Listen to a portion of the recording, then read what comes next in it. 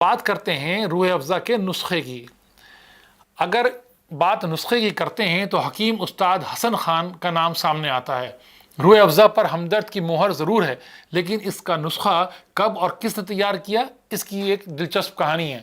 دراصل حکیم عبد المجید کے ہمدرد دواخانے میں ایک دواساز حکیم استاد حسن خان بھی تھے، جن کا تعلق اتر پردیش کے سہارنپور سے تھا۔ وہ پہلے شخص تھے جنہوں نے روح افزا کا پہلا نسخہ تیار کیا تھا۔